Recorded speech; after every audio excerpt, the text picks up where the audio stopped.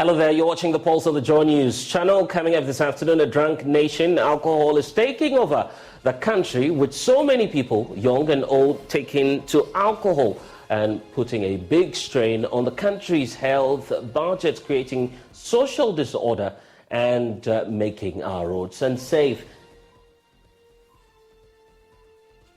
Alcohol is part of giving tithes, paying tithes. Now, if we stop drinking, imagine the unemployment rate that is going to create in this country.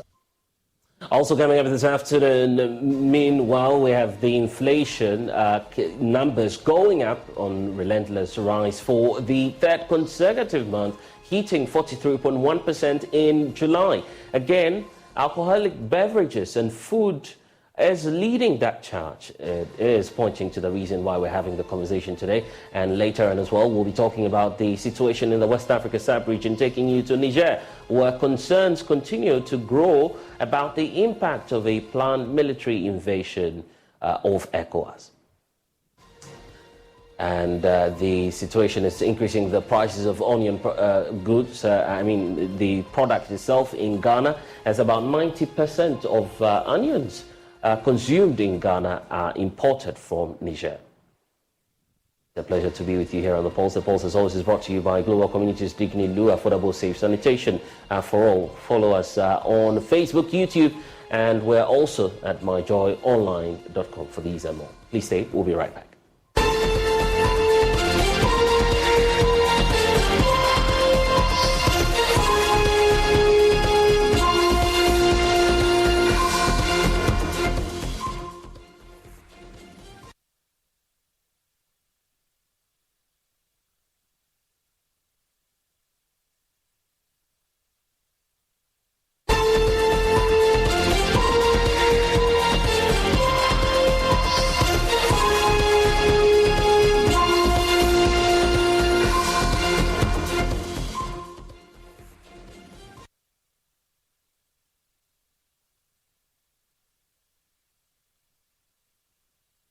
And this afternoon, Speaker of Parliament, Alban Bagbin, is raising fears that there may be civil unrest in the West Africa sub-region, including relatively stable democracies such as Ghana, if immediate steps are not taken to protect the country's governance architecture.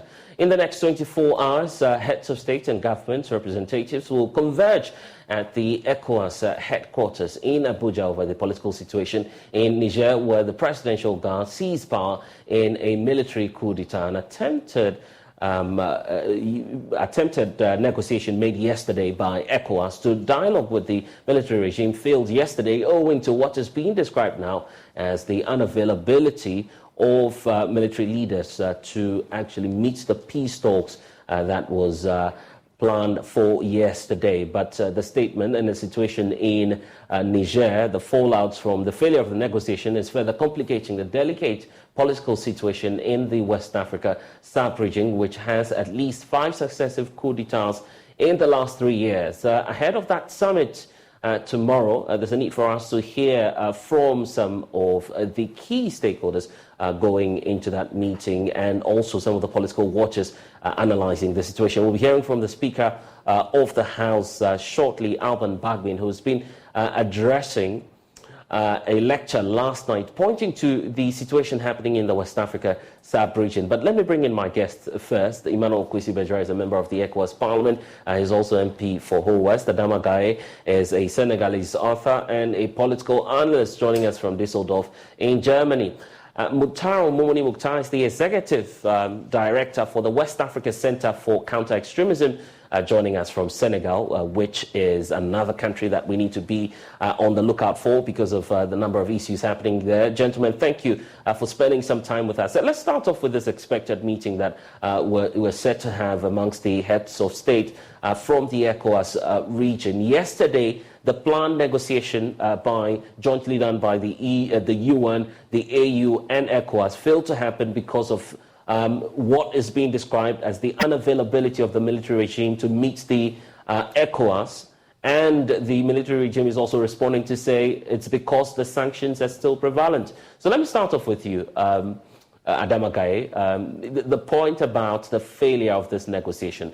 What would be the impact on the attempt by ECOWAS to find peace?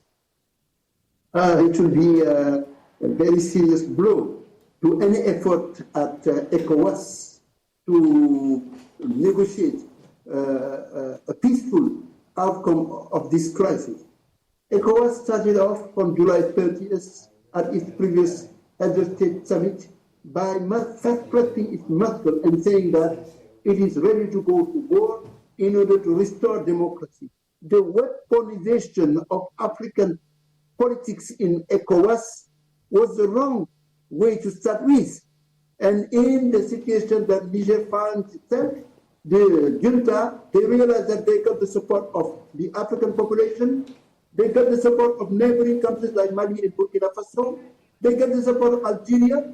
They know that the whole world know that it was this kind of intervention that created the mess in Libya.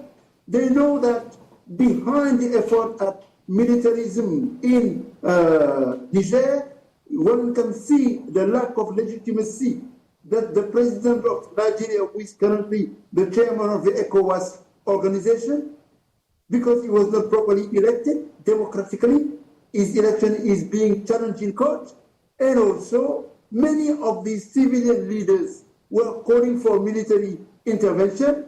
They are not really clean when it comes to democracy in their backyard, in their home countries.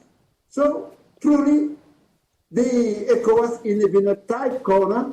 They don't have the credibility to intervene, and the countries and organizations they are trying to bring on board to support their muscling of their foreign intervention, they are also problematic because everybody knows that there is a country behind all this, that is France.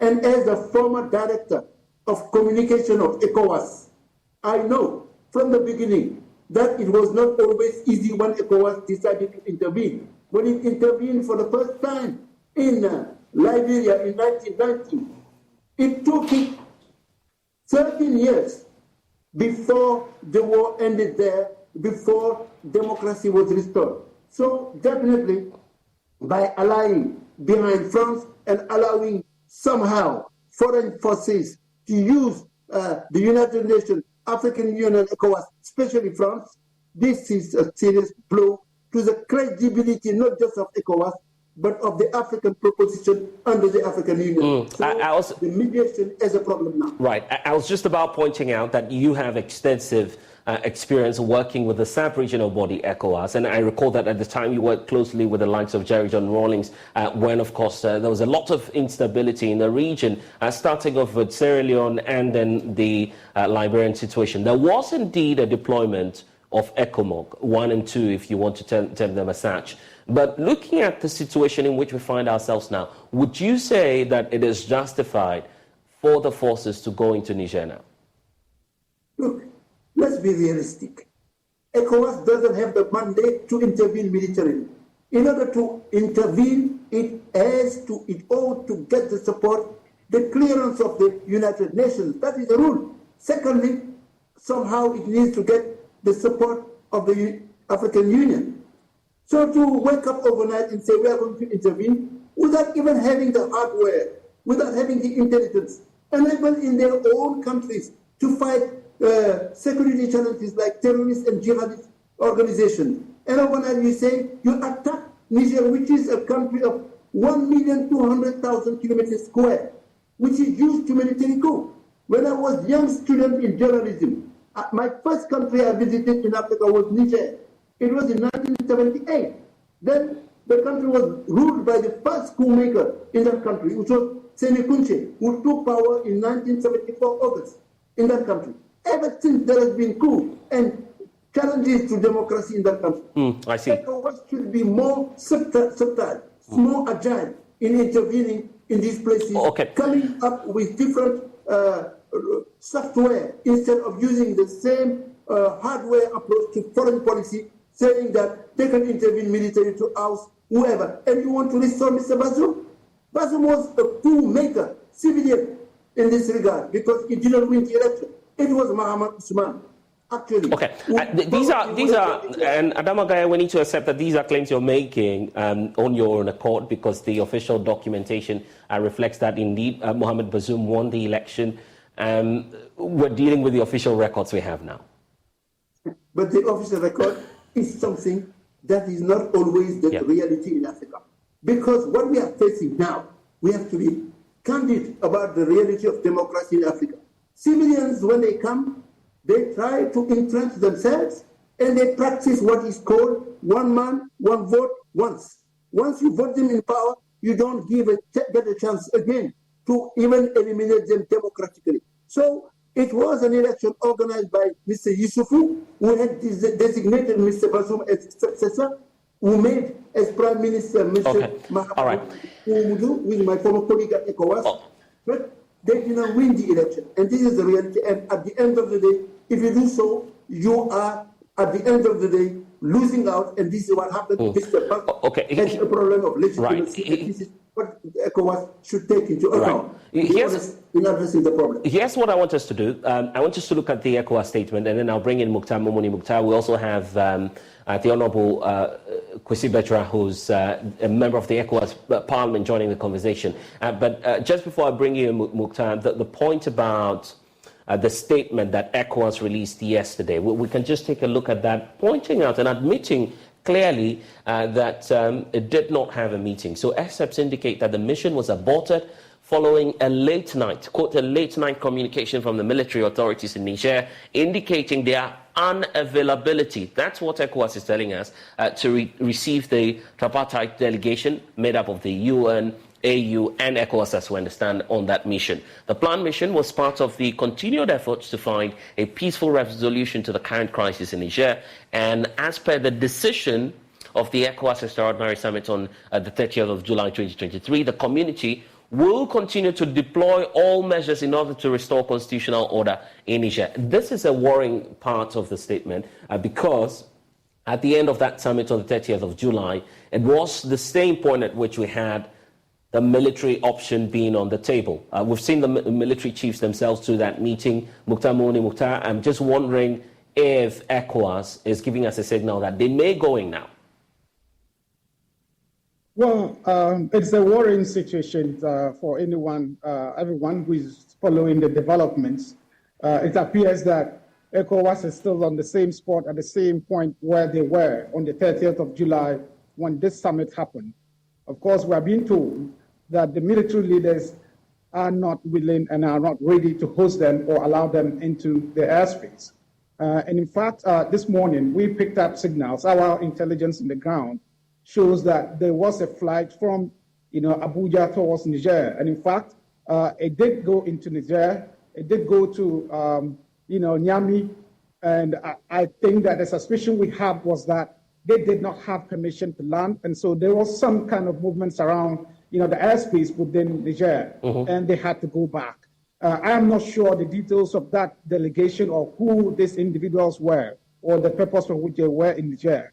But what is worrying is that it appears, in spite of all the commentary and all the opinions from all, stakeholders within the region, ECOWAS is not, revising their approach to dealing with the situation. And that is very, very worrying. I think all actors, all stakeholders who have expressed their, opinions and expertise in terms of what the potential implications are, have been very, very direct in terms of what it means for all of us regionally.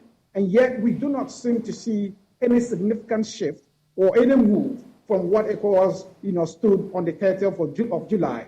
And so it is important that we need to increase a layer of engagement to ensure that ECOWAS's response is reflective of what, the general response is, and the general position of the, of the entire West Africa is. Other than that, we may have an individual or a few group of people who would, bring this upon us, exert their influence and, lead to a situation of insecurity and instability within the entire West African space. And I heard, the previous senior citizen make a comment in terms of this implication on security. We are already dealing with a very difficult situation of violent extremism in West Africa. In fact, the statistics we have right now, in the last 6 months, we are recording over 4,600, fatalities just within 6 months, over 1,800 attacks. We are moving towards the record of 2014, 2015, when this region was the deadliest region for terrorism. In the last 15 years, everything shows that we have been incapable of containing the terrorist violence in the region. Coupled with the current economic situation, the economic instability, a Niger situation will further destabilize all of us. And we should be, speaking loudly and acting more, strongly to ensure that we do not have an intervention situation for all of us. In fact, that's the fear we all have. You are in Senegal. Senegal has a peculiar challenge, and we'll feed that into the conversation because Adama Gaye is also from Senegal. We also have Emmanuel Kwesi-Bajor, who's a member of the ECOWAS Parliament, joining us. Just before I bring him in, I want us to listen to the Speaker of Parliament, Ghana Speaker of Parliament, Alban Kingsford-Bagbin, who's also been wading into this decline in democracy across West Africa. He is worried that relatively stable democracies such as Ghana may witness an uprising. Just listen. That the space of development cannot match up to population growth, with a resultant high rate of unemployment and its attendant security risk and instability, which we are witnessing. There are so many others I could add. But let me tell you that because of this, reversal of democratic gains in Burkina Faso. I used to visit the president of Burkina Faso and the parliament and speakers. I used to go there. And I was able to link a number of businessmen from Ghana to their partners in Burkina when I was deputy speaker. Look at what is happening there. Almost about 70% is being controlled by terrorists. So they run the schools, they run the health sector, they do everything there. No government is there. Mali, Guinea, and Niger, these are not palatable narrative for the profile of our sub-region. It's as a result of this that the trust and confidence that voters had in democracy have been trampled. And that is why some of the earlier speakers said some people are preferring military rule to the democracy we are practicing. But even the military men and women, well, in military you don't have women, you have only men, they themselves don't want to intervene because the cost to the military is immeasurable.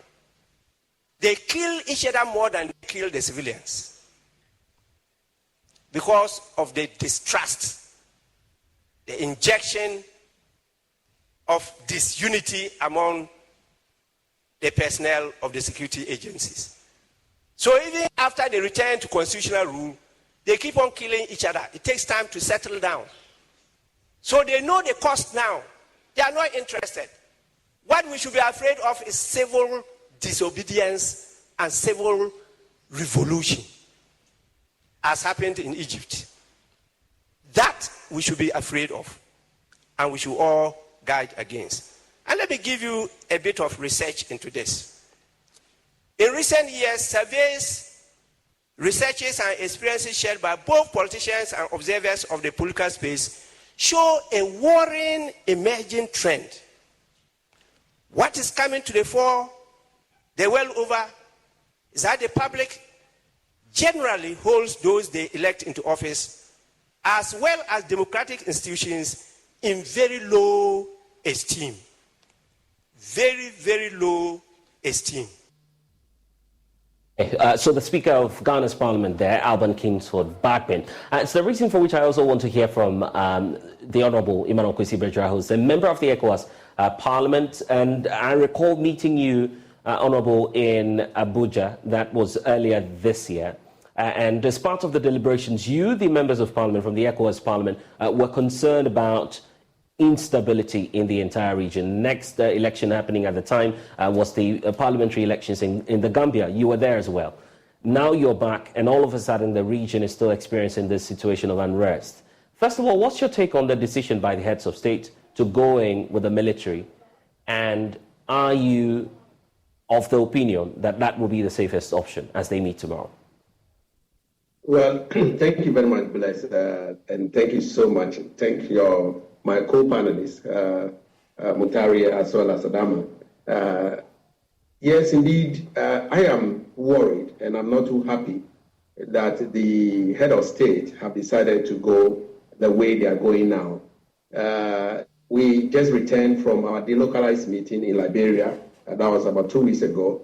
And one of the things that we look at is political inclusivity in democratic governance. And we have some of the CDS and some political actors who are military officers coming to talk to us at our committee level in Liberia.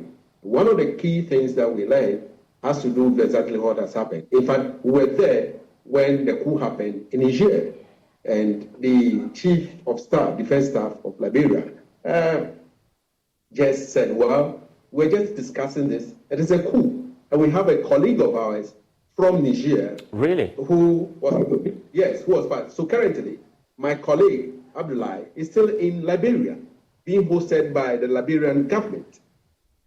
Now, when we had the announcement of the coup d'etat, our first inclination was that, well, this thing has happened again, and what is the next move? And then we heard that the chairman and head of state of ECOWAS has sent a delegation, that was the Benin president, to go and negotiate with the military junta in Niger. We heard that it wasn't successful, he has to return, and then there was a summon of all the heads of state in Abuja. And they went and they decided that, well, the next leg of action was to have a military intervention in Niger. But at our meeting, at the ECOWAS delocalized meeting, we thought the first move, which was a democratic and diplomacy, would have been the best. Talking to the military junta, finding solution to the problem would have been the best than the second option, which is a military intervention. Just as Adama has mentioned, you need the collaboration of African Union as well as the United Nations to be able to move into a sovereign state where they have, removed a democratically elected government. You cannot unilaterally, as a regional body, move in there. Having said that, one of the things that I have learned during our delocalized meeting has to do with non-inclusivity of some of our military personnel. And I'll give a typical example. When the CDS was speaking, he mentioned that, well, it is not the military per se that are, making a coup in these countries. It is rather the presidential guards. The presidential guards who are protecting the president. And normally in these countries, you have presidential guards who are different from the normal military structure. Right. And so the presidential guard sees us political leaders, and he just mentioned in person that if I'm a presidential guard who comes from my tribe and knows everything about me and knows where I'm coming from, he knows my poverty level or my everything about me, and all of a sudden my maid servant decide to steal about $1 million from my wardrobe. What would that military personnel who is a presidential guard do? Because he knows very well, he knows everything about me. Because this is our president, they decide to pick people who are loyal to them, especially from their tribes. Right. And he mentioned that, and it took me aback. And I said, well, it is because we are not including the military hierarchy in decision making when it comes to political decision. Who's supposed to be your presidential guard? Is it your brother? Is it your family member? Or you just pick people from the military setup and form your presidential guard? Check out from Burkina Faso to Guinea-Conakry to Mali and Niger, they are all presidential guards. And so we are beginning to fear that this movement, 4 of our neighbors, 4 of our brothers who are no longer members of ECOWAS because of the sanction, will affect us economically, militarily, and every sphere of our life in the region. Okay. Look, it is not today. It is in Niger, and from the analysis that giving us, we have 2 more to go before the end of this year. 2 more coup d'etats to be witnessed? 4 coup d'etats to go, and that should be a worrying trend to all of us. In fact, from all the speakers who came to talk to us, we have 2 more military personnel, 2 more coup d'etats regime to go before the end of the year. And so this should be a worrying trend to all of us, whether we agree or not. We had it last year, Abuja, and it has happened. And now they have predicted that there will be 2 more. Okay. And so what are we going to be doing? What are we doing as a sub-region? That's a great question you are asking, because tomorrow these same leaders will be meeting. There are other considerations that must be on the table, as some experts are advocating for, and not just a fixation on Niger. You were just pointing out that 2 more coup d'etats likely in the West Africa sub-region. And Adama Gaye, let's hear from you on the meeting that's about to happen tomorrow. Should we go just beyond Niger? Because you're from Senegal, and I'm glad that Mukhtar Mouani is joining us from Senegal. That's also another burning area. Absolutely. We need to have a broad-based conversation about the situation in West Africa, in Africa indeed. Let me tell you what happened in 1999, in June 1999, under the then OAU, the Organization of African Unity, which was replaced later by the African Union. There was a summit in Algiers. I was there. And in that Algiers summit of June 1999, the decision was made to end the military coup in Africa on a principle, a contract. Under that contract, African countries would be led by civilians, but the military will return to their barracks. But they will be in charge of security, border control, and some civil engineering and military engineering to support the development of their countries. On the other hand, those who are in power, the civilians, would be practicing good governance, rule of law, respect of democratic norms. That is the contract that was worthy for Africa, but it was not respected by the civilians. Those who came to power in a democratic manner, quote unquote, with civilian clothes, they behaved like autocrats. What are the military autocrats? So this is the problem that we face, and that should be discussed. If they didn't go back to the drawing board and address the problems that Africa is facing in depth in its democracy, rule of law, and behavior in a democratic manner by those who are elected, then you will continue to have military coup. We're also seeing, just to bring that as you dovetail into the meeting tomorrow, the involvement of superpowers. It's been alleged, in fact, just yesterday, the U.S. Secretary of State Blinken pointing out that the Wagner Group is taking advantage of the situation. Some are also accusing the French government. Accusations all over the place, but it's pointing out to some geopolitics that's also coming into this.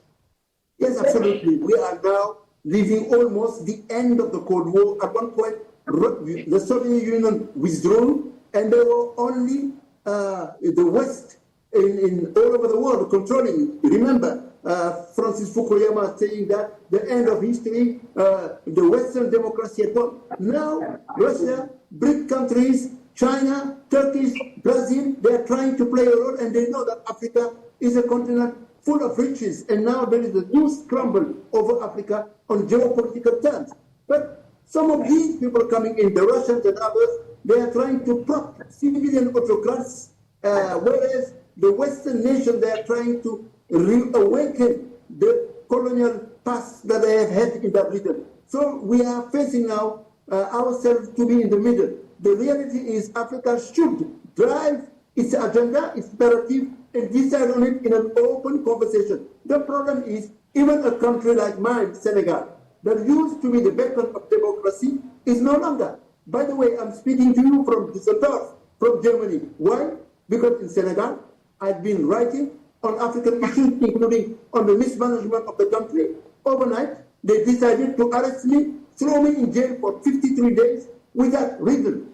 So you were in jail. You were in jail for 53 days because you were critical. You were critical about your own government. Absolutely, and this is the problem.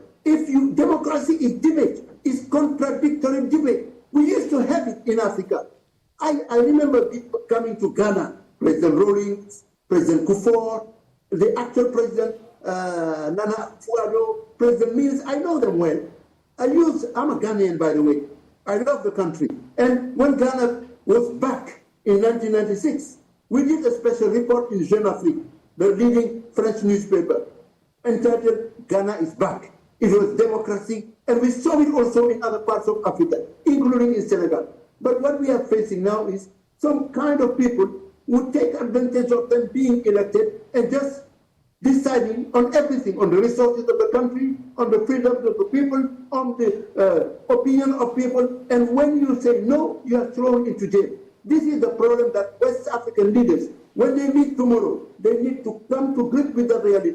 And Western nations coming to talk to us, they should be clear about the reality of Africa instead of coming with a blueprint that is the same thing always, or you have to restore constitutional order. Right. No. If you don't respect the rule of law, you are toppled, and this is obvious. Okay, let's bring in Mukhtar Momoni. Mukhtar, we just heard from Honorable Emmanuel Bejra pointing out that the indication they are getting, and probably that's from the ECOWAS early warning mechanism, that there may be 2 more coup d'etats before the end of the year. In your network as well, at the West Africa Center for Counter-Extremism, what data are you picking up on this as well? Well, of course, it's difficult to dismiss that, that point that there could be more coups. There could be 2 or more coups in the region before end of year. In fact, 2 years ago, when we saw the first coup situations happen, it was easy for us to predict that we would have more coups even before the end of the second year. And here we are. We have had 6 coup situations. 6 coups and attempted coup situations have happened within that space. If you look at all the 4 countries that have had this, all of them rank very low in the Human Development Index. It points to the fact that these things are a product or a manifestation of the incapacity of our states and leadership to provide, what I call the entitlements of leadership. And this relates to issues of job creation, economic opportunities for people, as well as social amenities, and issues of good governance. These things significantly are very, very fragile in many more other countries than those that we are currently looking at in terms of the coup situations. And so the reality is that we have very vulnerable countries, more vulnerable countries that could, fall to coup situations in the sub-region. And we have to take very, very practical measures. Right. Measures that are practical, measures that are consistent, the measures that are effective to ensure that we build a culture of resilience against coup situations from happening. Right. It is almost too late now to talk about these things in terms of putting in place measures to prevent coups. We may have more coups before we build a sense of resilience and the foundation of resilience against coups within the sub-region. Okay, let me give the final word to you, Honorable Emmanuel Kwesi-Bajara. The point about the Speaker raising concerns that even in Ghana we are democratically stable, except to say that there may be an uprising if we do not take steps to guard our democracy. Your final words on that as we wrap up? Yes, I perfectly agree with the Speaker that the happenings in the country could may cause some uprising with citizens in the country. Yes, that people are complaining, people are talking. It might not be a military coup in Ghana, but it could be civilian uprising. It could be civilian situation that could cause, all that we have done, all that we have gained as a country. And so we need to dialogue. We need to talk. We need to speak to each other. I believe that there should be an inclusivity. We should include others in our dialogue. Bless the youth in the country, for instance, in this country, not only in Ghana, just as Mutare has mentioned, the democratic dividend that we have chopped, it's not helping anybody. People are hungry. When it comes to job for our youth, are not there. The economy is in a bad shape, not only in Ghana, but in the whole of West African sub-region. And then when it comes to even the election is another thing altogether. We finish election and you have to go to court. You have to go to the judiciary for the judiciary, to judge or to lead, to come out with their verdict. But those judiciary, as we go through the various countries, to realize even the judiciary have been the appointees of the president who is in power, who you are going now to judge. And so we also whether the African, whether this democracy that number is good for us or is not good for us, we need to rethink because of, just as my brother has mentioned, we are at the end of Cold War. But unfortunately, we are starting all over again. And if you are not careful, all that we have gained as a continent will go back, into shadows. I'm grateful, gentlemen. Emmanuel Kuzibajara, a member of the ECOWAS Parliament and also MP for Whole West here in Ghana. Also to my good friend Adama Gaye joining us from Düsseldorf in Germany, and also to Mutaru Mumuni Mukhtar joining us from Senegal. I'm grateful, gentlemen. Well, the situation in Niger is also impacting Ghana, especially when it comes to the Onion business community. The closure of Niger's land and air borders have created difficulties in cutting produce to Ghana, which is also having some ripple effects, including the escalating prices in Ghana's market, which we'll discuss a bit later. But let's talk about health this afternoon as well. Because as we speak, more and more Ghanaians are taking alcohol. The worry is that many more young people in their productive years are leaving us with no option than to classify them as alcoholics, or for us to say we have an alcohol epidemic. The nation is indeed drunk, as the data is pointing to us. So we can just get you the graphics of what it is that the consumption rate is when it comes to alcohol drinks in Ghana, which is set to reach nearly 50,000 tons by 2026. That's a significant hike in the level of consumption here in the country. In 2021, for instance, the figure stood at 38,000 tons, representing a year-on-year increase of 4.3% since 2017. And demand has risen by some 5.9%. Ghana was the 39th biggest consumer of alcoholic drinks in 2021, with Indonesia overtaking them to reach 38,000 tons. We have India, Japan, and Russia, which were second, third, and the fourth biggest consumers, respectively.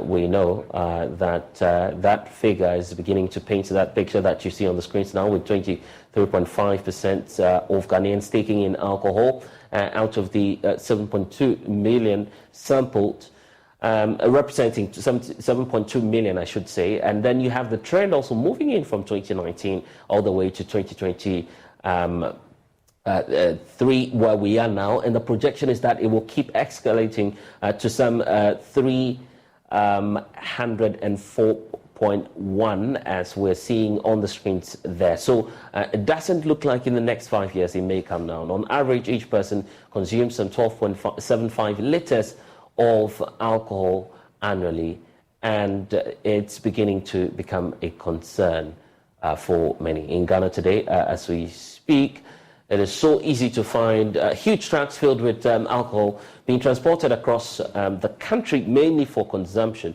Well, yesterday, authorities met to discuss a tightening of the national alcohol policy to help reduce and promote the abstinence and also to reduce harmful alcohol consumption. So shortly, I will be discussing the plans to adhere to this, as it has a significant impact on our social order and productivity at work when it comes to healthcare and overall safety and security of the country, bottom line, the economy.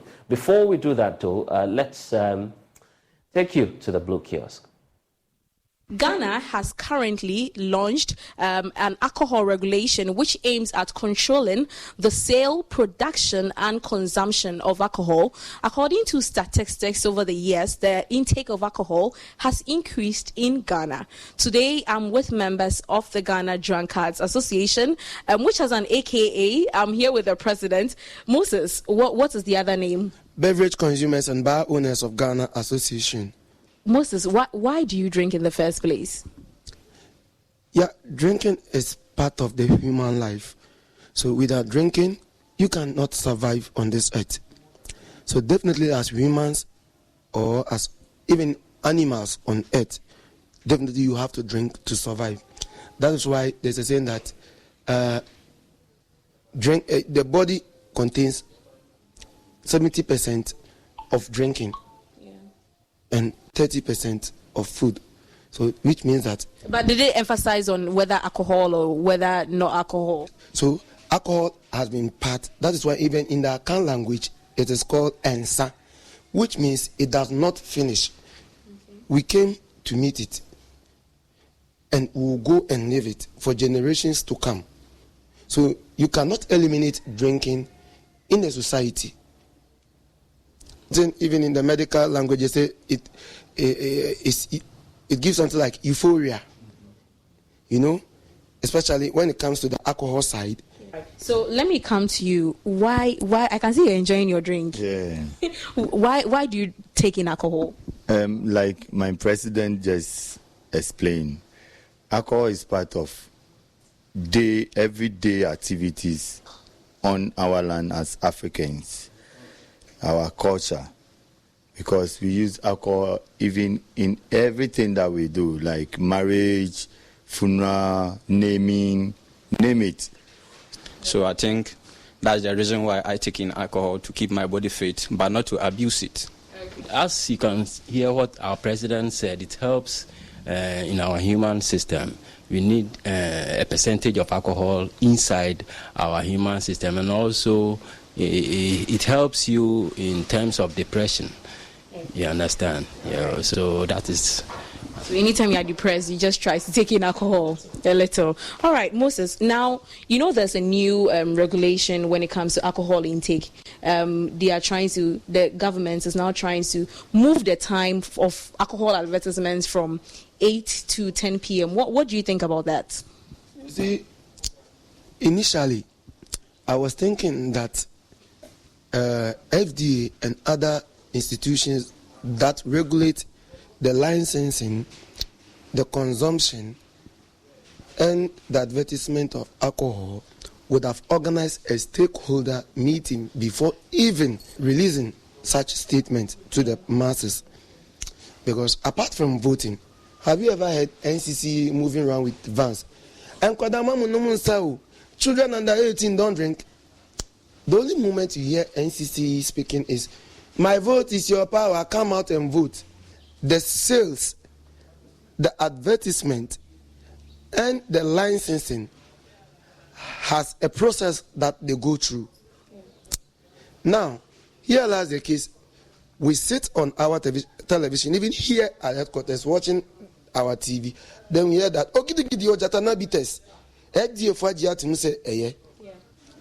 now, you pick a bottle here, you read botanical names on it, Kaya Senegalesis, Carica papaya. How many of the drunkards here are educated to read Kaya Senegalesis, which is mahogany? So you think that there should be more education when it comes to alcohol consumption? Not even education, there should be more of stakeholder meetings. Okay. Where they should involve you. Involve the consumers, the Drunkards Association. Let me put it that way. But now, you know, does the movement of the time, does that have any effect on alcohol consumption? Let me come to you. Would they have any effect on your alcohol consumption? Well, from my side of view, when you don't do proper advertisement for the alcohol in the system, that means there are a lot of bad alcohol out there. But do you need advertisements before you drink? It's part of the education, like my president is saying. So with what you are taking right now, did you see an advert somewhere before you took the drink? The advertisements when it comes to alcohol? I can say yes and no. Okay. Yes, because maybe I've been drinking, I won't mention names, but I've been drinking one particular of alcohol for some time. And then I see on television a new brand, and they add a lot of things to entice you. This one helps in your waist pains, this one helps in your headache. So maybe I might be drawn to that, to go and try to see if my waist pains will go or my headache will go. How is FDA explaining to us what we are drinking? Yeah, it will affect because there are some alcohol in the market right now that when you take them, you like there are some when you take you feel headache. Some too you can even get stomach pain through it because some of the alcohol in the market right now are not appropriate for consumption because even though it's FDA approved. Yeah, some they are FDA approved, but I can say it's not all like the way the president was saying. It is not all that FDA have checked it and approved it. More education should be done so that you know how to take in or the amount of alcohol you should take in.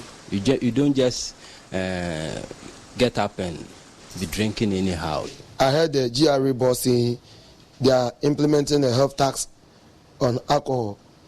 Now, with the health tax, I'm asking the GRA boss, what percentage of that health tax from alcohol are they using to build cardio centers so that in case somebody have a kidney problem, they can run dialysis for the person for free? Drinking alcohol is part of giving tithe, paying tithe.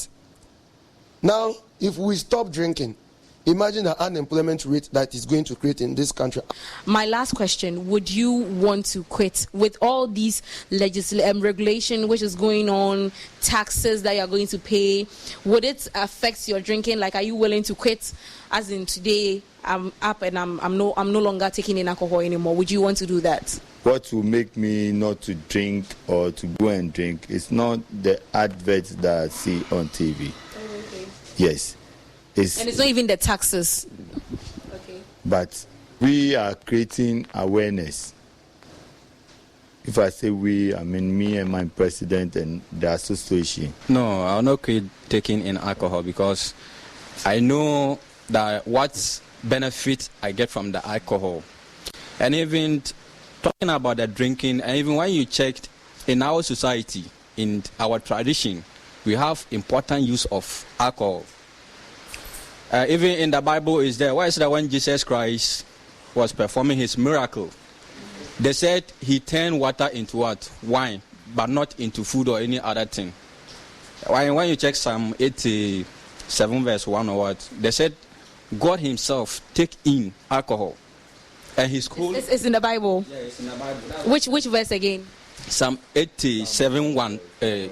Psalm 87 verse 1. That he's holding a cup which is full with wine, which the color is pink. So that means in the Bible itself there's alcohol inside. For me to quit alcohol, I don't think I will quit alcohol because I alone know what alcohol does in my system. Okay. But personally, I won't quit. Just as you heard from the members of the Drunkards Association, they are not quitting anytime soon. Even with the regulations that are being imposed by the authorities, they are not quitting. For Joy News, Jacqueline Ansuma Yeboah.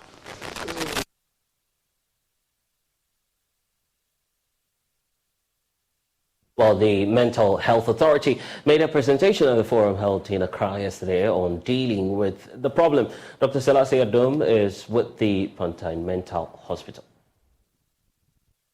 We'll get to that for you shortly, but I want to bring in our guests who are helping us to do the discussion even before we hear excerpts of that roundtable. Dr. Olivia Ejekumwa Boateng is the head of tobacco and substance abuse, joining us from the Directorate of Food and Drugs Authority. We also have Pearl Alsu Setekla, who's spokesperson for the National Road Safety Authority, and Dr. Thomas Anaba, who is the CEO and Medical Director of that's the Habana Medical Services in Tamale, currently gunning to be a Member of Parliament on the ticket of the National Democratic Congress and to help trend laws as he believes in. Also joining us is Baba Sadiq, who's the CEO for the 3 Music Network, who raises concern about the existing policy during the Joy FM Showbiz Roundtable discussion, and one of it actually happened just last week. So thank you, gentlemen, for joining us. Let's start off from the perspective of the FDA, because there's a need for us to know, first of all, about the rising figures that we're seeing. Dr. Selassie, is there any, and just before we get to Dr. Selassie, from the perspective of the FDA, is there something really that can be done to check these increasing numbers in terms of policy?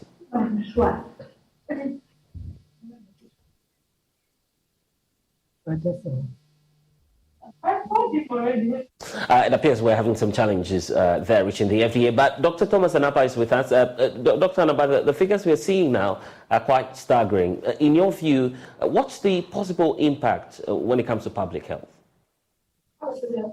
Yeah, thank you very much for having me, and good afternoon to your cherished viewers.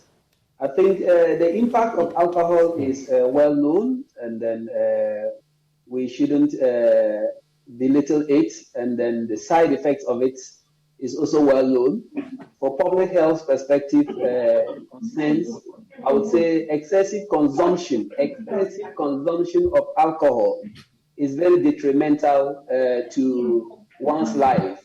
It is not that one cannot take alcohol, but when you take it so excessively and so frequently, you may create some damage to your own body and also create problems for the society in which you live. For your own self, you can develop simple things like headaches, that after drinking you can get some headaches. You can get dehydrated, you can get nausea, vomiting, diarrhea. If you drink alcohol excessively, you can even get a heart attack. That is for yourself. Long-term effect of alcohol consumption would cause some modification in the way your brain functions. That is where the psychiatrists would come in to try to investigate. That will need a very long-term solution for you to resolve. But for the society, people who drink a lot in society, when they are with their peers or when they are with people, they behave in a way that it is not good. Their behavior changes. They don't feel shy. If they are drivers, they can lead to accidents. If they are with people who feel shy, they can cause them to be unhappy.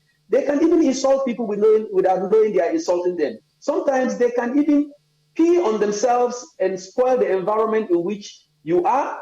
So all this is not good for the society. People who drink a lot and become uncontrolled, become dangerous among the people they are living with. So those are some of the effects. And the economic effect of overdrinking is what one of the drunkards, the president, said. It will cause more people to go to hospital to seek for medical solution. That will put a burden on the economy of the country and the finances of the country. So it's not only to they themselves, but to the society and also to the economy at large. So alcohol consumption, excessive alcohol consumption, improper alcohol consumption can cause problems for oneself, the society, and the economy at large.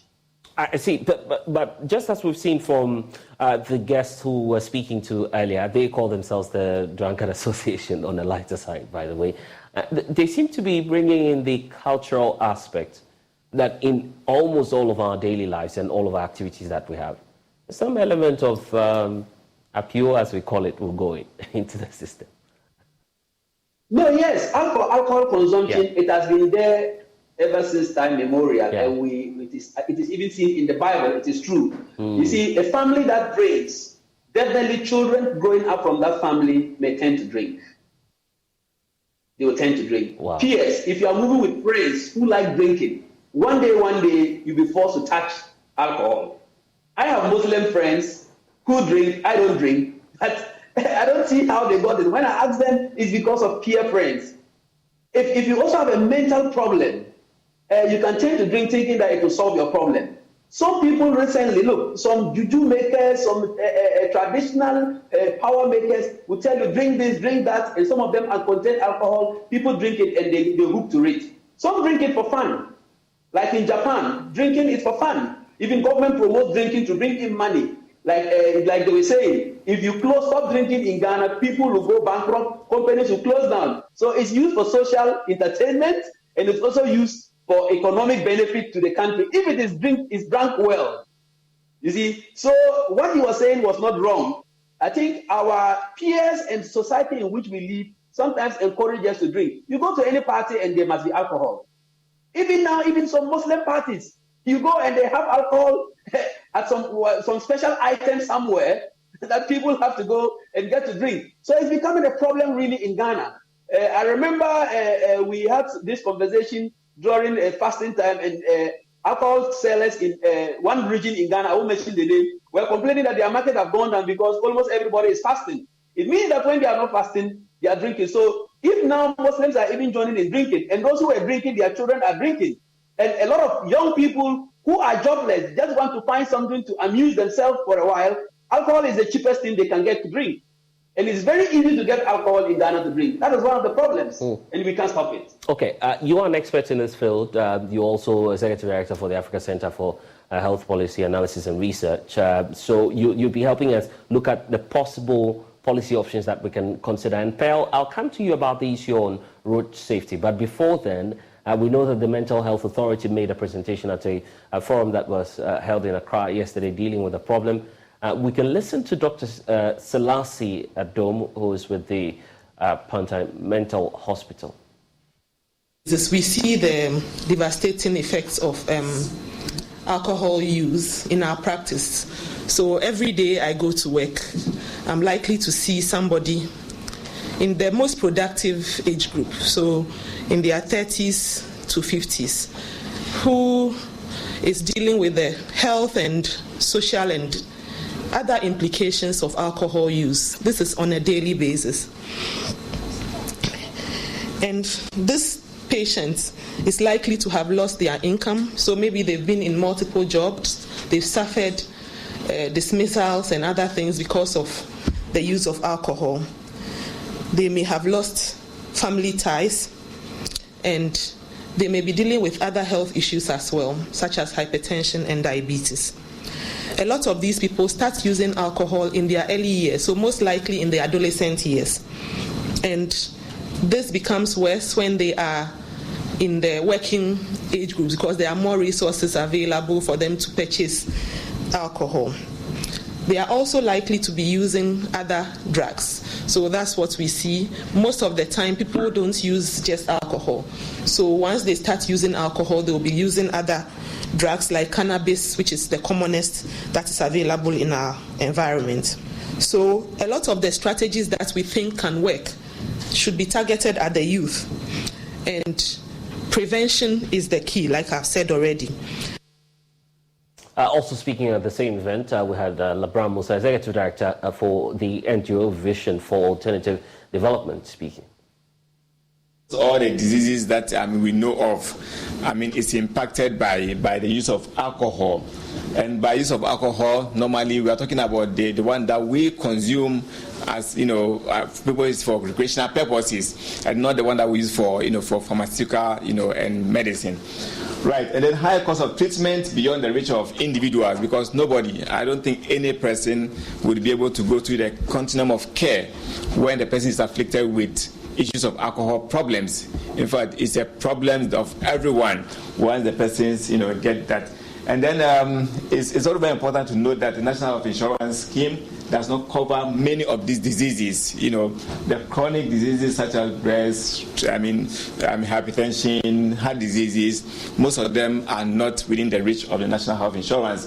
So you would find this product very cheap in the market. People access them. In fact, I used to say that if you have 50 pesos, you can buy a sachet of cigarettes, of alcohol to drink. Very, very cheap in the market. And eventually, when people fall sick and they go to the hospital, what happens? National Insurance is not able to. So the point is this. She mentioned that one of the most effective measures to regulate alcohol or health-harming product is by increasing taxes on these commodities. But the industry will not allow that to happen. Alcohol is causing many problems, yet little priority is given to it at all levels, be it global, national, everywhere. Little attention is given to alcohol. So there is, low acceptability, high acceptability because it's part of our culture, as part of our social life, and we accept it as normal. but meanwhile, alcohol is not normal. And then also availability, is available everywhere. I mean, anywhere you pass, you find, alcoholic, a joint, everywhere you find in Ghana and then in many parts of developing countries. The blue stores are everywhere. Every small corner, you would find a blue kiosk. And this is what they say, alcoholic beverages. So indeed, there's a need for us to regulate and regulate very well. But the danger we don't see here is about the possibility of the national security implications that we have, even when it comes to the safety on our roads.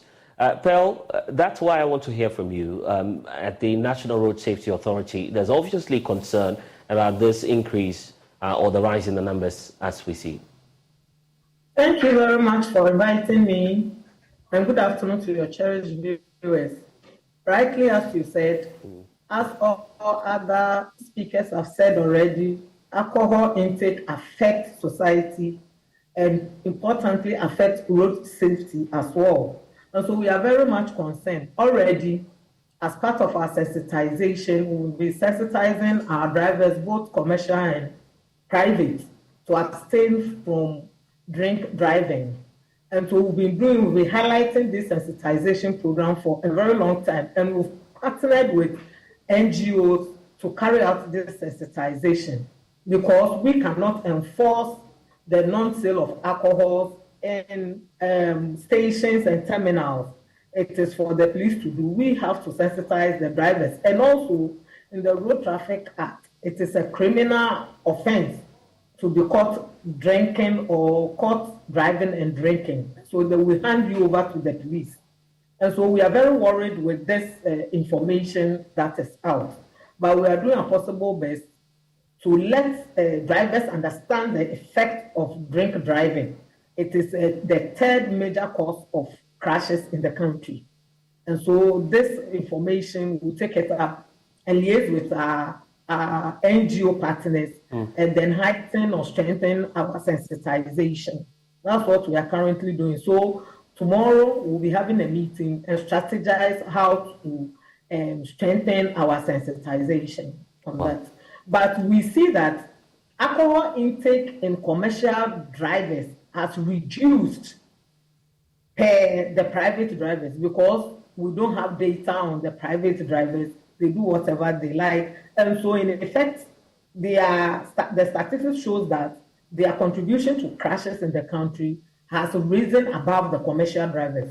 We will say that the commercial drivers are adhering to the directives that we've given so far, and they are abiding by the sensitizations that we've been doing for them. But we have a problem with the private drivers.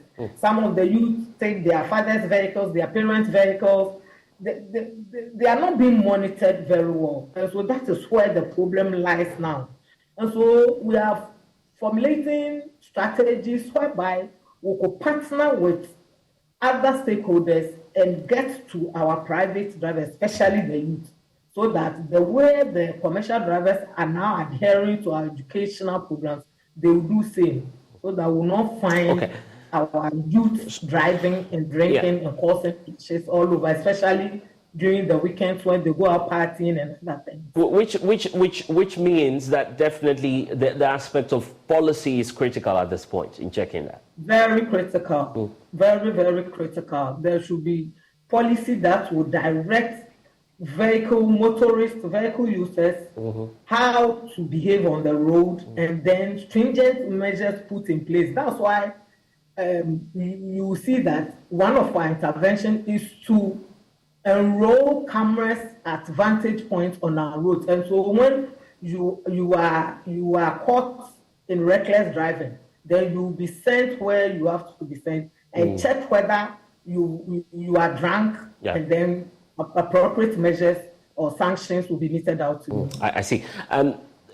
Dr. Thomas, about the point about policy, well, cameras may be part of the solution, but what more policy considerations can we do to tackle this? Because mind you, there's also a business opportunity or venture at stake. Any attempt to crack down on them may collapse the entire industry. So how do we balance that game? Thank you. I think when they were counting of countries that consume alcohol, I think Russia was like one of the top countries consuming alcohol. But if you want to count road traffic accident in Russia compared to countries that drink little alcohol, caused by alcohol, you record in countries that consume less alcohol than Russia. Is because their people respect regulations. You go for driver's license, they tell you that when you drink, don't drive. There's no need anybody to come and tell you again that when you are going to drive, don't drink. You've already learned it from the school before you got your license. Yes, there must be several regulations to help curb the excessive consumption of alcohol. One, production.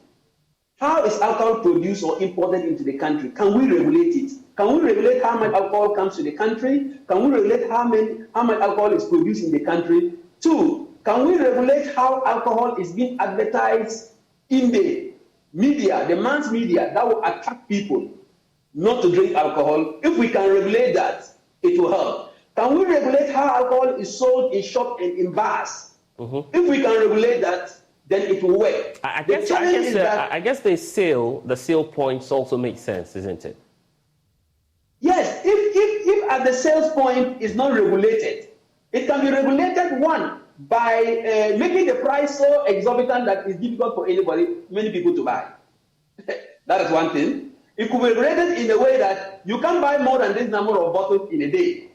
But somebody buys to go home and drink, can you regulate that person? You can't regulate that person. That is where you need society, like churches, like mosques, like schools, like peers, to talk to those people to understand that, to understand the side effects of alcohol. If people really understand the side effect alcohol has on their body, alcohol has on the society after consuming it, and on the economy, they are well educated, I think it will reduce the numbers. Like I said, some people drink it just because of peer pressure. But if education is well established in a way that many of these young people who are hooked to alcoholism understand the damage they are doing to their own bodies, I tell you, they'll stop drinking. Okay, but scientifically speaking, the same percentage of alcohol you need as an individual. Sure, that is why I am insisting on excessive consumption of alcohol. If you drink 20 mils of alcohol in a day in your body, it will cause you much problems. But there are people who go and sit and drink 6 bottles of a particular beer in a day. Some will take 1/4 of the hot juice in a day. Some will take a vodka in a day, and then the rest. That is dangerous to your life. It will cause a permanent damage after a long-term consumption. So alcohol consumption is not forbidden. Yes, you can drink alcohol to stimulate certain hormones in your body. It makes you a little bit sharp, but excessive alcohol consumption, as I said, can cause permanent damages to your brain, to your blood vessels, to your liver, to your pancreas, and then the rest, and even to your way of reacting. So, about the regulation is going to be very tough.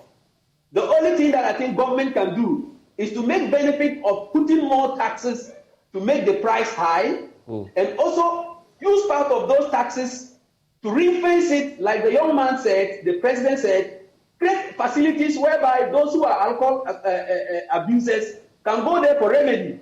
So if you want to go for counseling on alcoholism for withdrawal, at least there's money for a psychiatric doctor to come and treat you because you have taxed them already for that treatment.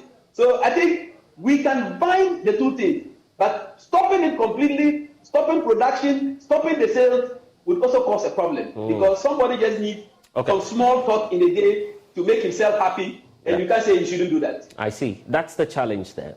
We need to go, but Pearl, let me also hear from you and also Dr. Anava finally as we wrap up. Pearl, what's the way forward and what's the plea from the National Road Safety Authority? You never cease to appeal to the public, do you?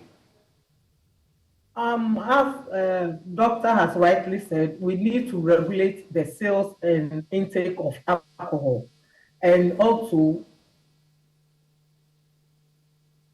we need more gadgets to track down drivers who drink and drive. When there is enforcement and people are punished such, I think it will come down. As you rightly said, there is more intake of alcohol in Russia, but when you compare their road carnages, it is less than those of us who come lesser than them. And so I think regulation and enforcement is the way to go, because there's a saying that education without enforcement is entertainment. And so we need to put out more rigorous enforcement and regulatory measures. And I think that will do the trick for us. Okay. Dr. Anaba, your final words on this? My final word is that we should appeal to people, increase education, and then put more taxes on alcohol so that those who consume so much will not have too much money to consume so much. That is the two things I think we should do. I see. Interesting. And I just hope that your bid to Parliament is going on smoothly, I guess. Thank you very much. It is, and I'm for your prayers so that I can succeed and get to Parliament. Okay, then. We'll leave it here for now. Dr. Thomas Anaba, CEO of the Havana Medical Center, also joining us, and he is also sharing his thoughts on that pressing issue that we've been looking at today. Pel Dusu-Setekla is also spokesperson for the National Road Safety Authority. You're watching The Pulse. We'll be right back.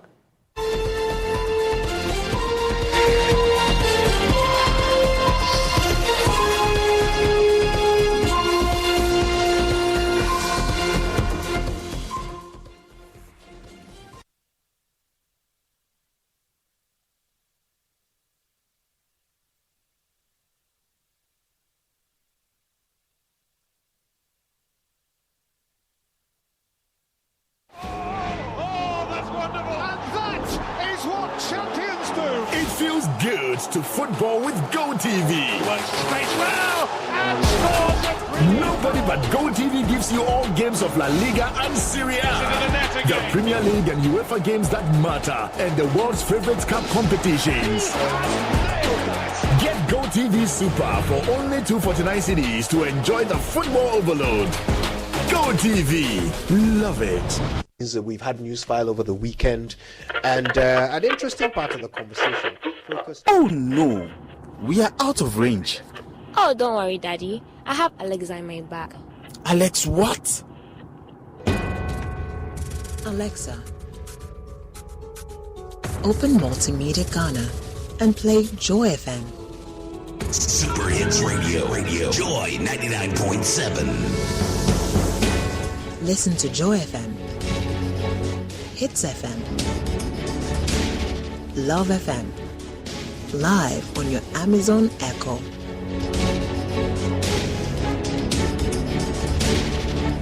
Listen to your favorite multimedia radio stations live on your Amazon Echo device by saying, Alexa, open Multimedia Ghana, play Joy FM, or Hits FM, or Love FM. Or catch up on your favorite podcast by saying, Alexa, play, and then the name of your favorite podcast from Multimedia Ghana. For a list of all podcasts available, say Alexa. Ask Multimedia Ghana to browse programs. And we are back like we never lost signal. Alexa, welcome to Multimedia.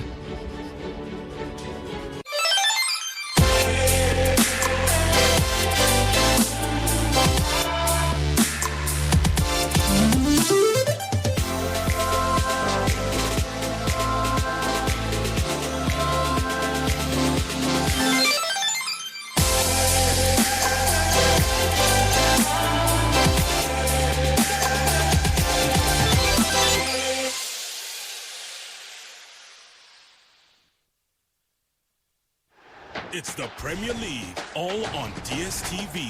All the goals, clashes, and moments. All of Rashford, Salah, and Saka. Their start is getting better and better. All in the language of your choice. All in HD. Available on all these bouquets to choose from.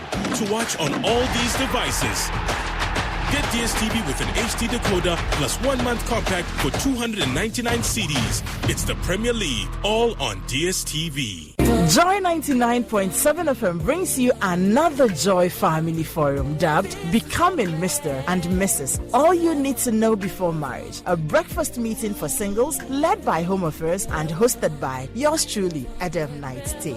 Our guest speakers for the day are Ghana's favorite uncle, Uncle Ebo White, and Reverend Mrs. Rita Kranche Ankra, First Lady of the Royal House Chapel. Mrs. Theresa Riafia Sante Mama T, Ariel the Wellness Coach, Kobinata Bedu, PG Sebastian, Lawyer Kwekuya Pencil, Dr. Promise Sefoga, and a host of other seasoned relationship coaches and counselors will all be in attendance. You get to enjoy a good buffet breakfast, giveaways, networking, and other fun activities at a cool rate of 150 Ghana cedis per head and 250 for two. Venue is the Best Western Plus Hotel, Nungwa. Time is 6 a.m. through to 10 a.m. and the date is 12 August 2023. Please reserve your spots now. Call or WhatsApp 059-288-9986 for your reservations. This event is supported by Best Western Plus Hotel, Nungwa, Ship Healthcare Specialist Medical Center, Nish, Goba Kente, and Marine Noel's Spa and Salon. Becoming Mr. and Mrs. All you need to know before marriage.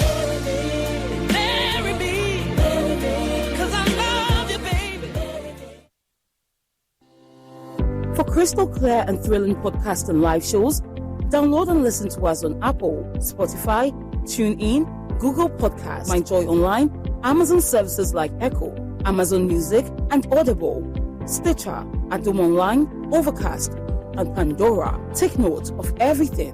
Sign up for the multimedia digital platforms now to stay updated.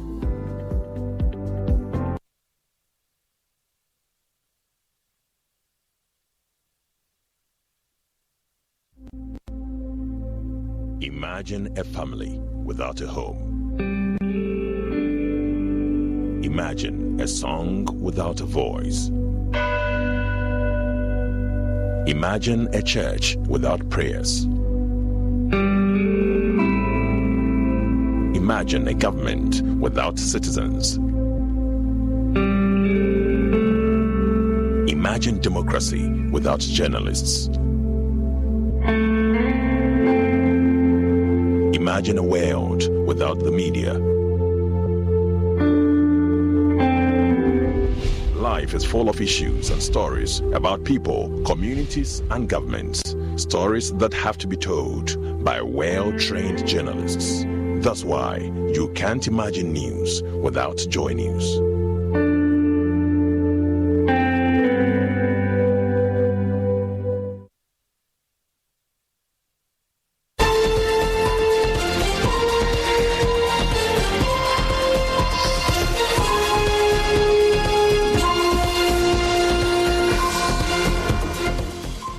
And thanks for staying with us here on the Pulse on the Joy News channel. Earlier, we were telling you about our top story focusing on the situation in the West African country of Niger, with the ECOWAS leader set to meet tomorrow. We've also been exploring the business angle with an economic impact on countries such as Ghana, which depend largely on onions being imported from Niger. It appears that there's an impact on the Ghanaian market. Here's why. And so far, it seems the prices has increased slightly. And just as you can see behind me, the place is empty. So I have the chairman here of the Progressive Onions Association, and I want him to tell us more. All right, Sumaila, so how has the Niger border, the closure of the border, been affecting the onion selling here? Yeah, good morning, viewers. Close of the border has affected us a lot, because we bought onions and we've loaded. We have over 75 cars standing on the border, and it has affected our business. Since you can see the market, it is empty, simply because of the coup. So it has affected us a lot. Okay, and has there been any price increase? Because last week I was in the market and I realized that there was a slight increase, but how has it been today? Yeah, the price has gone up small, because last week we were selling 1,200, 1,150, but now we are selling 1,400 and 1,450. Okay, and do you have any goods on the way, onion to be precise? Yeah, yesterday that they've talked to the ambassador and they've opened the border, so some of the cars are on their way coming, but they didn't reach yet. Okay. Yeah. And how much do you think you'd be losing in terms of costs? Because that was last week, and it's been there for long. How much do you think you are going to lose as a result of this? Really, there onions, it's a rotten goose. So unless it comes, but we know by almost we will lose a lot because we know plenty will spoil. And since if it is spoiled, by almost we have to reduce it. We will not get the price that we bought there, and we have to reduce it and sell it. So we will lose a lot. Yeah. All right. So let me go right to the the vice chairman of the Progressive Onion Sellers Association. Do you think the prices are likely to go up if this continues? The price is already go up, and now we are selling it. The liter of the brand are selling it 1,500. And Beni border last 2 days they opened it small, and the onions come, and they have locked it again, and a lot of the cars go in Chuk at Burkina. So about 45 cars are blocked in Burkina about 5 days now. And they said they will do escort up to now. So our life is miserable. All our monies, if you come to the market, your life a graveyard. So it's not easy. Okay. So personally, when I came here, it looks like the place is very empty. Why is that? Because of the onion. We are exporting it to Ghana here. And there's no onion.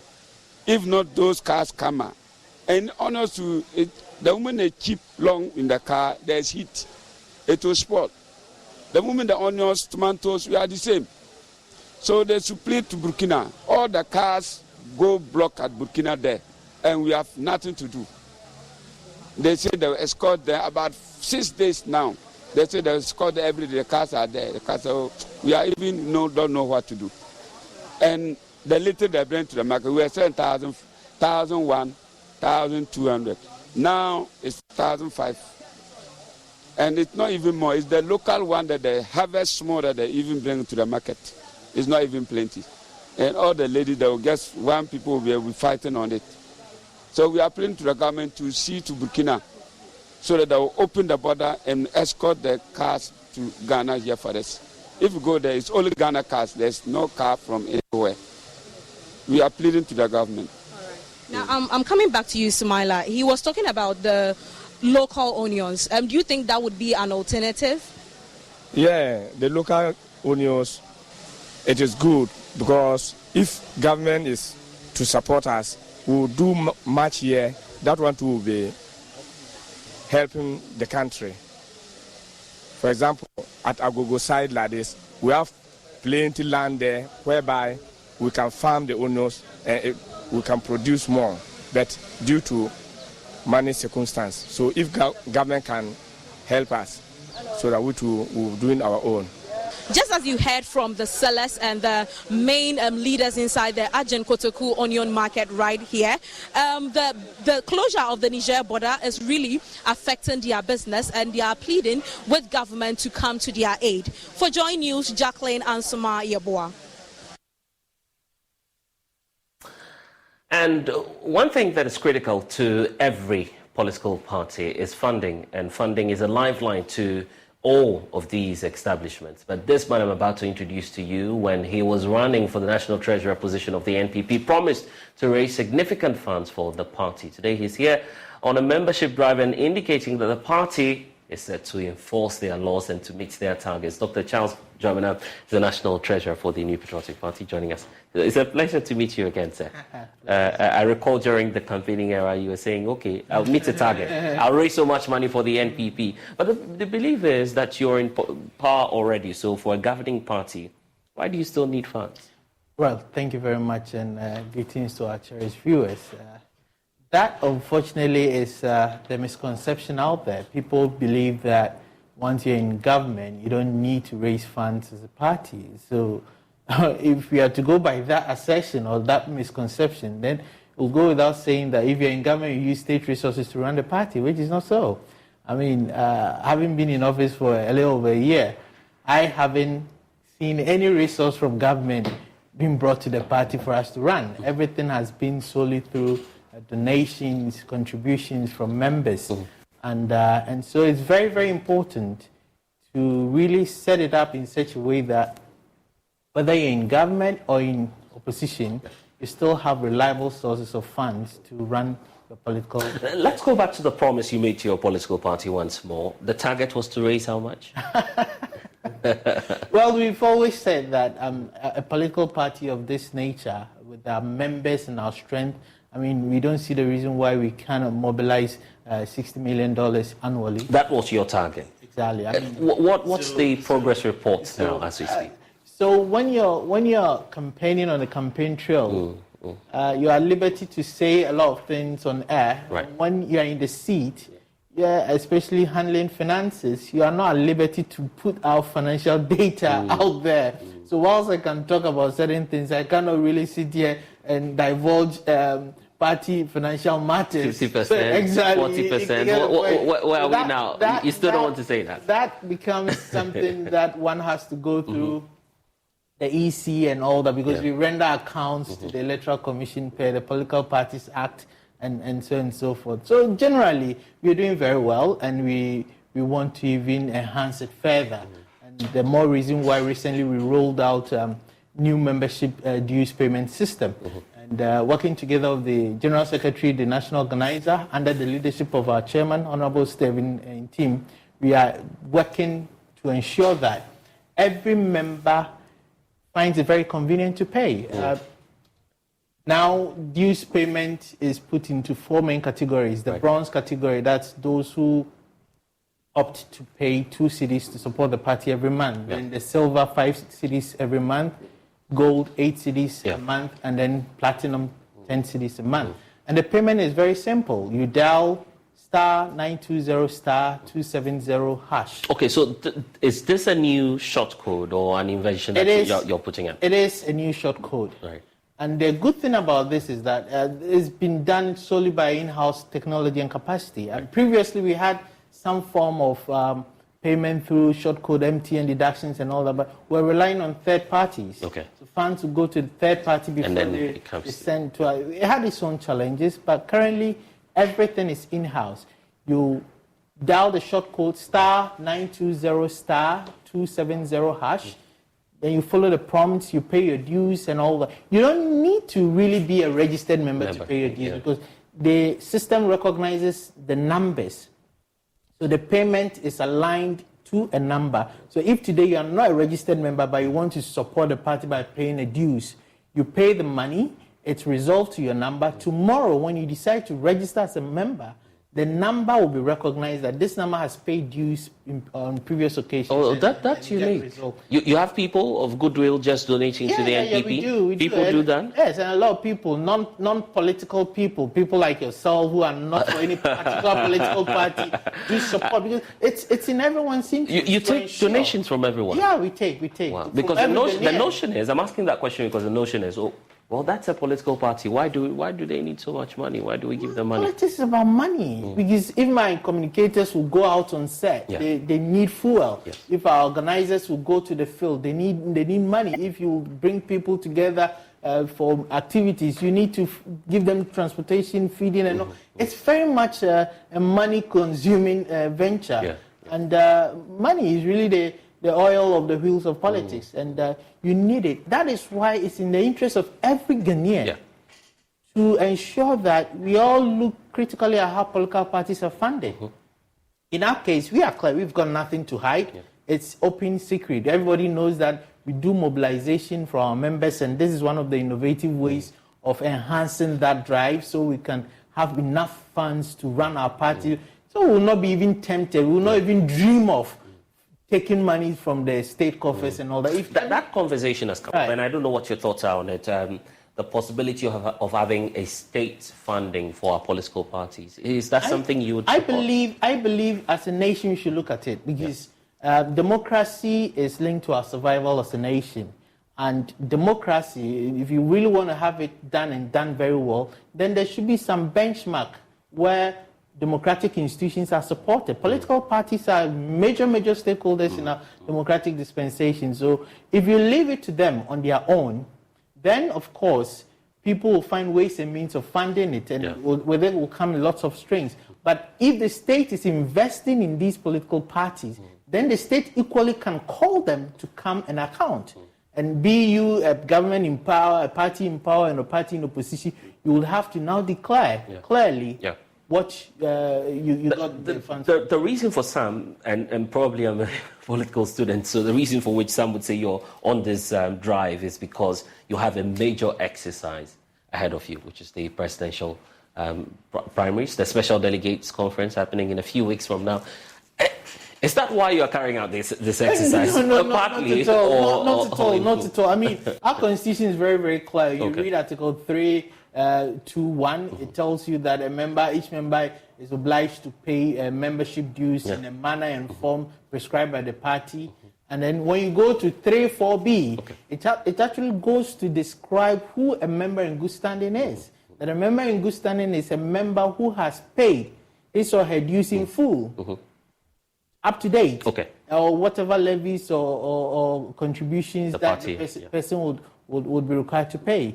And so, I mean, if we are going into an election and you are a super delegate, for instance, you are a super delegate by virtue of the fact that you're a member in good standing. So you're back to my point again. If you are not in good standing, then of course you stand a risk of being disenfranchised. Okay, there are a lot of people watching us, and I believe that some of them may form that delegates list that will be the special delegates to vote. So they're very concerned about this. Let's be clear about the constitutional provision of the NPP. If I don't get to pay my dues to date and August 26 comes, will you allow such people to vote? That's what the Constitution says. I mean, the Constitution is very clear in black and white. You go to Article 3.4b and you read. That's what it says. Of course, the interpretation and otherwise is left to the legal directorate, lawyer Gary Nimaku and co. to do. But, I mean, for us... But if you attempt to explain it...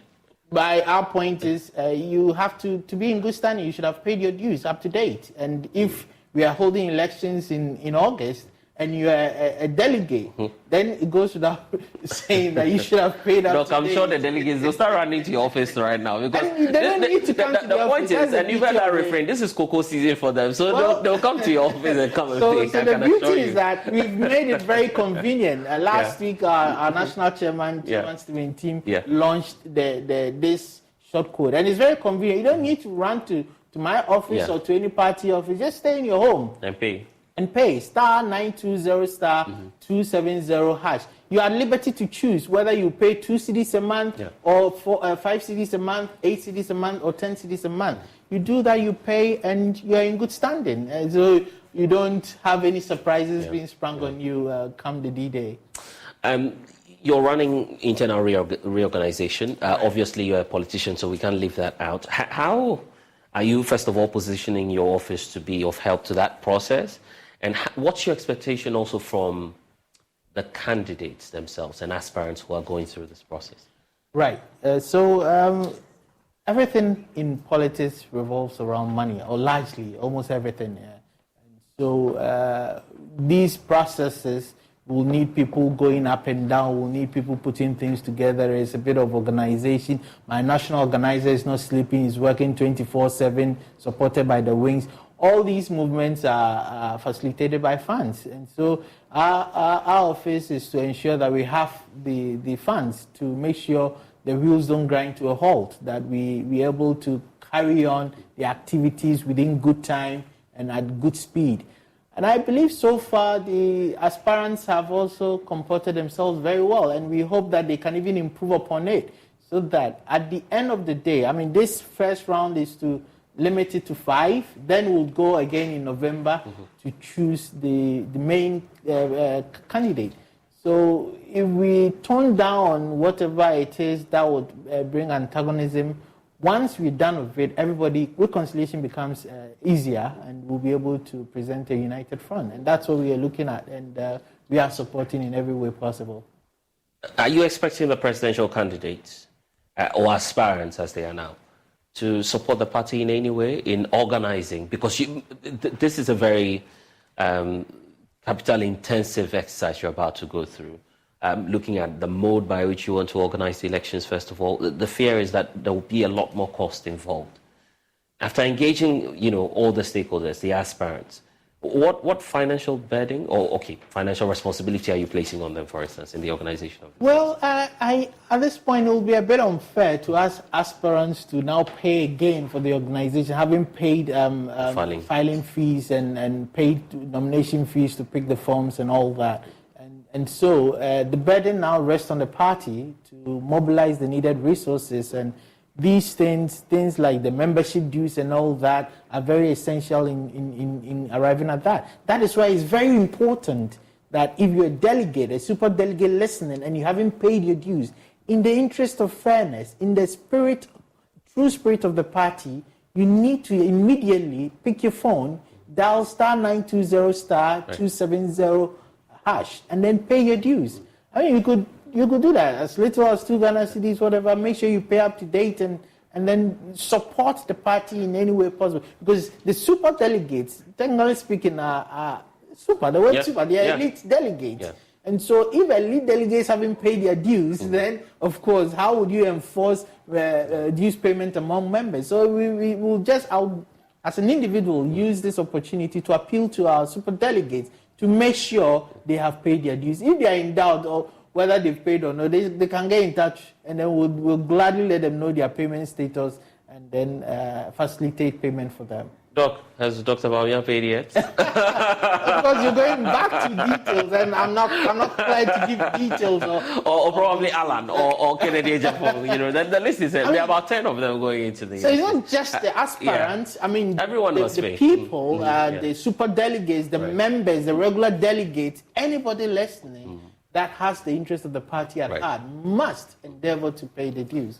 Doc, we'll have this conversation again as, of course, the days unfold, but we're grateful that you're joining us here on The Pulse today. Thank you. Thank you for having me. And that's all we have for you in this package of The Pulse. I'm blessed to now log on to myjoyonline.com. More stories there for you. Next is Let's Talk Showbiz. We'll see you again. Bye-bye.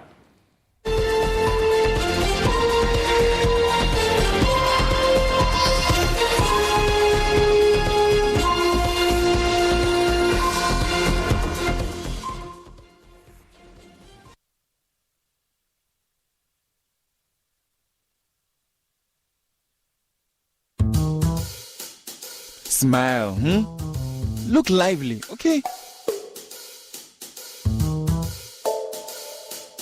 Smile.